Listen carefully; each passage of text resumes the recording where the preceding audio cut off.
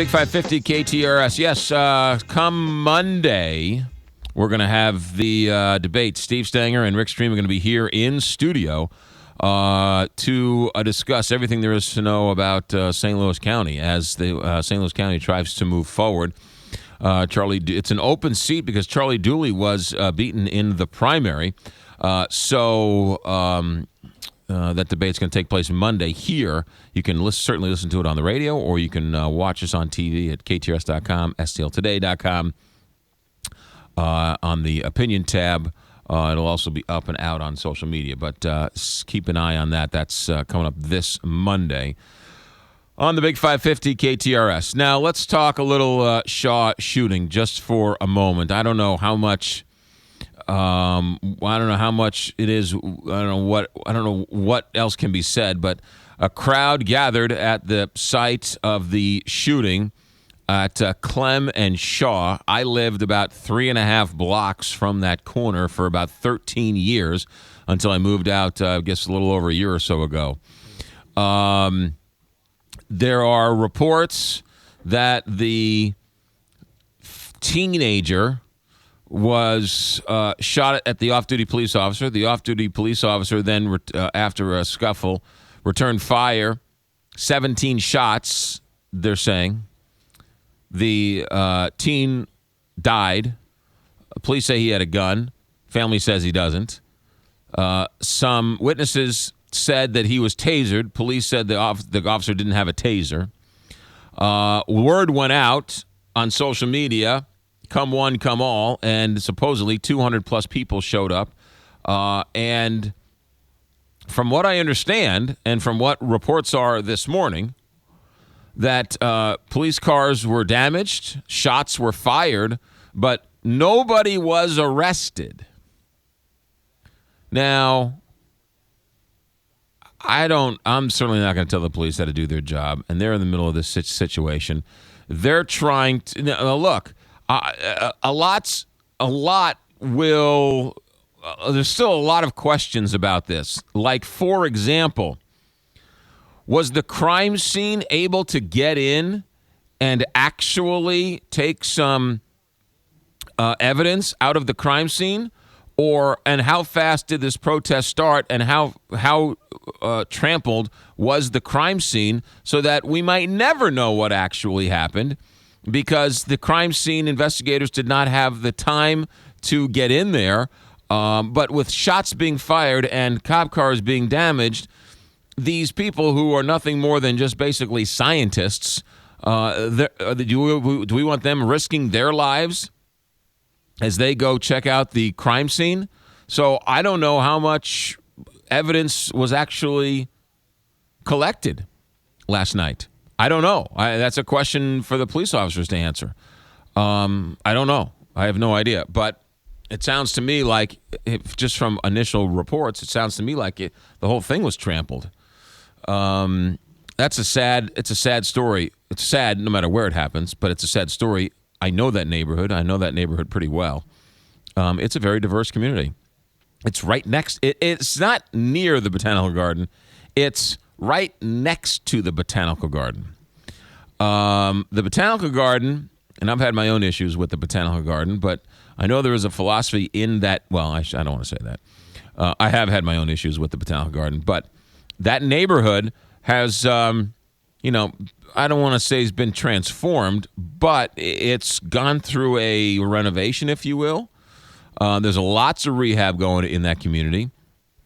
There's 3 good houses and then a bad building, and then 4 good houses and then 2 good buildings and 1 okay building, and then sort of an empty vacant lot and then another good one. And I mean, it's the St. Margaret's Scotland church is right there. They have gone through a transformation. St. Margaret's is building a new school right there. There is the Botanical Gardens right there. You've got quite a bit of industry right there. There's ample opportunity. There's a school right there. There's ample opportunity for people in that neighborhood to sort of advance themselves. Is it perfect? By no stretch of the imagination, but there's no reason why Every time we see this, it isn't like there's no opportunity for anybody in these neighborhoods. Ferguson was not, Compton in the 1980s. It wasn't Harlem in the 1980s, where if you were living there, there was no hope. These communities, positive things are happening all over the place in these communities. Speaking of that, Monsanto has just pledged $1 million to Ferguson. So again, people claiming that nothing's being done. Here's another major corporation that is already involved in the community, donating millions of dollars to the community. It's just announced that they're going to donate another $1 million to Ferguson.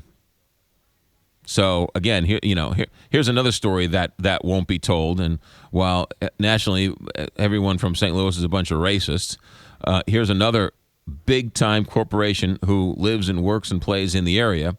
Not that Monsanto is truly North County, but they have opened up their wallets and decided to give $1 million to help with the cause.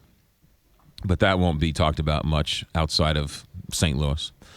Here are the phone numbers, 314-969-KTRS, 1-888-550-KTRS, or star KTRS. I don't know how much can be talked about. We talked about it yesterday a little bit. I don't know what new can be said. I don't know if there is anything to be said. There's nothing. If this young teen shot at a police officer, is there anybody saying that the police officer shouldn't be able to shoot back? And if there's a teen walking down the street that will shoot at a police officer, is there any thought that he wouldn't shoot at a civilian?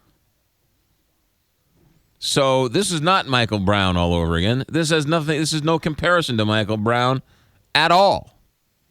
Because if this is, from all accounts, shots and slugs and rounds were recovered in the area in the direction of the police officer, then this isn't like Michael Brown at all. This has got nothing to do with Michael Brown. But facts don't matter to a lot of people. But the truth is, this isn't like Michael Brown at all. This is a teen, clearly troubled. If the facts are correct, clearly he was troubled enough to shoot at a police officer. After a police officer stops to talk to him, they run, or the police officer drives by. One of them runs. He makes a U-turn. The rest of them run. The police officer chases. There seems to be a struggle in the bushes. Shots were fired, missed the police officer. Then the police officer went after the teen and then shot and killed him. That's a very different story than Michael Brown. So anyone who's claiming this is just like Michael Brown, I know we're all on heightened alert and we're all worried and we're all at DEFCON 1. But the truth is, this is not like Michael Brown. This is nothing like Michael Brown. And that neighborhood is a good, rock-solid neighborhood that is all about trying to make things better, right? Last weekend was the Taste of Missouri at the Botanical Garden. They had the Shaw Art Fair last weekend. So again, people who are trying to do good, trying to bring back these communities. The Shaw neighborhood is infinitely better than it was 15 years ago when I moved in there. And it's infinitely better than it was 20 years ago. That Tower Grove Park is one of the gems of the world. That Tower Grove Park over there wins national awards. It's a park that has sort of come back. It was a drug park years and years, and we're talking like 20-something years ago. It was a drug park and a sex park. It's not that anymore. It's a place, it's a wonderful neighborhood resource. 314-969-KTRS, 1-888-550-KTRS, or star KTRS. Those are the phone numbers. John in Overland, you are on the Big 550 KTRS. Tim McGraw, good points so far. I agree with everything, especially the difference between the two cases. It seems to be a lot different. On statistics that we might not have heard a lot about, I don't know if you know this, but the FBI 2012, which is the last one available, their 2012 statistics show that even though blacks kill at a much higher rate, that there was more white-on-white murders for the country. There was 5,614 white-on-white murders and 5,412 black-on-black murders. I think we should actually protest all of them if we have time to Well, do that. no question, but there are infinitely more white people, right? If it's 80-20, if there's 80% of the country is white and 20% is black, then if there's, it seems to me like there should be significantly less black on black crime. Or, Exactly. but white on white, Yeah. white on white crime is different than black on black crime These are too. murders, though. White on white murders are higher than the black on black murders, even though the rates are way different, Right. like you said. But did people know that there was that many more white on white murders? Have we? I mean, that's in the 2012 stats. Have you heard of that before? It was in the paper, and I looked it up. Yeah, I believe you. FBI. White on white crime has murders, yeah. murders, white on white murders. Yeah, it's interesting to look at, but I don't think people anecdotally think white on white crime is an epidemic, whereas I think everyone thinks black on black crime is an epidemic.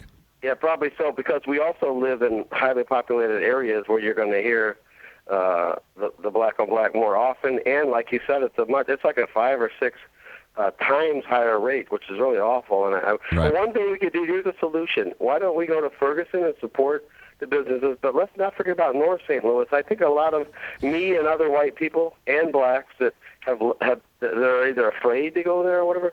Why don't we get a lot of white people? And I'm not being silly about this. Let's go into North St. Louis and support some black-owned businesses. Well, look. That's a great point, John. And Ferguson. John, thanks for the phone call. I will say this about that, and that is, I was talking to somebody. We went to Crown Candy the other day, and it was great. And it couldn't have been any nicer. And it was blacks and whites, and we were eating together, and it was a nice St. Louis afternoon where we all went to Crown Candy. You drive a couple of blocks in any different direction, and all of a sudden, guess what? It gets a little scary. It gets a little sketch. It gets a little, there's burned out building after burned out building. So, people aren't necessarily so apt to go to an area if they feel too afraid to go to a gas station and get gas. There are going to be people who will go to Ferguson who will say, you know what, I'm going to support Faraci's Pizza, and I'm going to go support Zisser Tire, and I'm going to go support the Ferguson Market, and I'm going to go and support the Ferguson Brewing Company, right? And they're going to make a conscious choice. But over time, if you don't feel safe going somewhere, you're not going to go back. There are people after this latest round in the Shaw neighborhood are, friends of mine who are texting me saying, boy, you know what? I'm a city resident for a long time. Now I'm starting to feel a little sketch. I'm starting to feel a little weird. I'm not starting to feel safe. And you know what? If you don't feel safe and somebody comes to you and says, hey, we're going to go support this area, you'll do it. But on that Tuesday afternoon, when you want a piece of pizza, it's easier to go to a place that's safer than not so safe. And so, yeah, you can make the big push to, hey, let's go support this. But when it's all said and done, on a normal day, you're going to go to the safer place. And that's how we're watching Ferguson die in slow motion. Yeah, we'll go support Faraci's Pizza. But over time, you know what? If they still have plywood on their windows, you don't feel safe. And they have the plywood on their windows because they don't feel safe. And then all of a sudden, guess what? They're like, we just better move. So they move. And then that's just one more chink in the armor. That's just one more cut in an open wound. And ultimately, the more leave, the more leave. It's a self-fulfilling prophecy, and that's what I mean when I say we're watching Ferguson die in slow motion. Yeah, we'll go and support Zisser Tire and Beauty Town and all these other ones, but ultimately, in the end, it's much safer to go get my tires somewhere else because, I don't know, boy, did you hear about that 2 days ago? And it's nothing to do with just being safe. And if you're not safe, you will do whatever you have to do to make yourself feel safe and your family feel safe. 923. John, thanks for the phone call. Bob and Steve, hold on. We'll get to all of your comments here